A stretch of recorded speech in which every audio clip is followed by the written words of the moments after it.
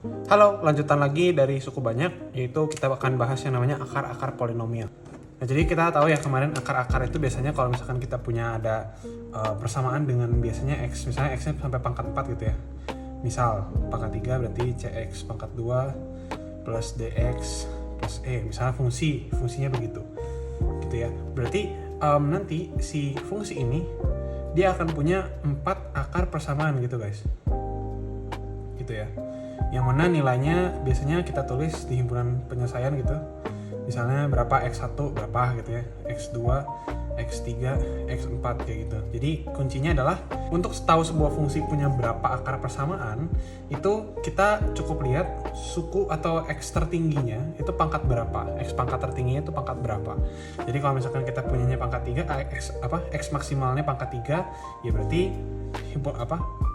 berarti akar persamaannya nanti akan ada 3 dan seterusnya kayak gitu. Itulah kenapa kalau misalkan sama ini kita punya fungsinya cuma kuadrat, kita cuma punya 2 akar persamaan gitu ya. Jadi misalnya x sama dengan berapa atau x sama dengan berapa gitu kan. Itu adalah akar persamaan juga, ini cuma 2. Kalau di sini kita kalau misalkan x sampai 4 ya 4, kalau misalkan sampai 7 ya ada 7 akar persamaan dan seterusnya. Jadi kadang itu dalam soal-soal kalian akan disebutkan misal nih, ini misal aja ya, 3x pangkat 4 plus 5x pangkat 2 plus x min 7 sama dengan misal fungsinya begini gitu ya, fungsinya begini. Terus ditanyalah nanti tiba-tiba di soal misalnya, berapa x1 plus x2 plus x3 plus x4 misalnya. Atau misalnya ditanya juga nanti kemungkinan ditanya misalnya berapa x1 kali x2 kali x3 kali x4 gitu. Idenya gimana ya? Kita pakai cara kemarin biasanya kan kita cari x1-nya, cari x2, cari x3, cari x4, habis itu dijumlah gitu kan. Atau mungkin habis itu dikali semua, atau misalnya kalau nanti disuruhnya bisa jadi x1 plus x2 kali x2 plus x3 dan gimana lah dimodifikasi. Itu biasanya kalian akan temuin dulu setiap akar-akar persamaan pakai metode yang kemarin banyak gitu ya, x2, x3, x4-nya berapa terus jumlahin. Nah, tapi dengan adanya materi ini kalian tidak perlu repot-repot lagi. Gue akan kasih kalian beberapa suplemen rumus yang langsung jadi kalian nggak perlu repot-repot lagi. Misalnya ditanya begini, ini cara cepatnya adalah bukan kalian cari x1, x2, x3, x4, tapi nanti langsung ada rumus cepatnya.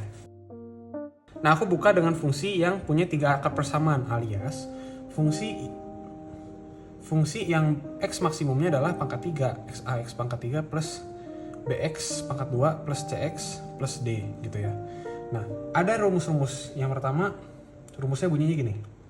X1 plus X2 plus X3 sama dengan min B per A. Jadi fungsi ini punya 3 akar persamaan, yaitu X1, X2, X3. Kita nggak tahu nilainya X1 berapa, X2 berapa, X3 berapa. Tapi kalau misalkan ditanya berapa jumlah dari semua akar persamaannya, maka X1 tambah X2 X3 tambah X3 itu nilainya langsung ambil aja min B per A. Kalian lihat angka di depan pangkat 2, X pangkat 2 ini berapa, kalian bagi dengan angka yang di depan X pangkat 3 gini ya, habis itu nilainya minus, jadilah min B per A. Nah, itu suplemen pertama. Yang kedua adalah polanya begini, X1 kali X2 tambah X2 kali X3 tambah X1 kali X3 nilainya sama dengan C per A. Nah, jadi kalau misalkan ternyata akar-akar persamaannya dibentuk kayak gini di soal, kalian akan pusing kan, halah cari satu-satu. Nggak usah guys, langsung aja udah jadi rumus persamaannya gitu, C per A. Yang ketiga, rumusnya kalau misalkan semua akar persamaannya dikali, maka hasilnya adalah min D per A. Ini kalau misalkan kita punya 3 akar, ini adalah sifat-sifat atau rumus yang bisa kalian hafalin. Sekarang gimana dengan 4 akar? Kalau 4 akar berarti sama sebenarnya, mirip-mirip ya pola yang mau kita kerjain. Pertama, kalau misalkan semua akar persamaannya yang ada 4 itu dijumlah, X3 plus X4, itu nilainya adalah min B per A gitu.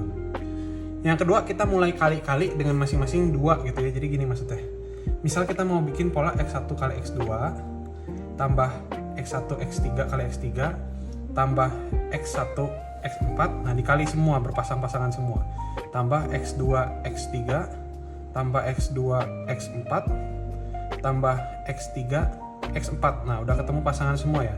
Yang penting gak dikali dengan diri sendiri kayak gitu. Nih kalau ditanya di soal kayak gini, jangan stres dulu guys. Ini sebenarnya nilainya simple. Perkalian kayak begini itu sama dengan hasilnya Kalau tadi min B per A berarti polanya apa? Pola itu salah-salah seling, minnya jadi plus C per A gitu.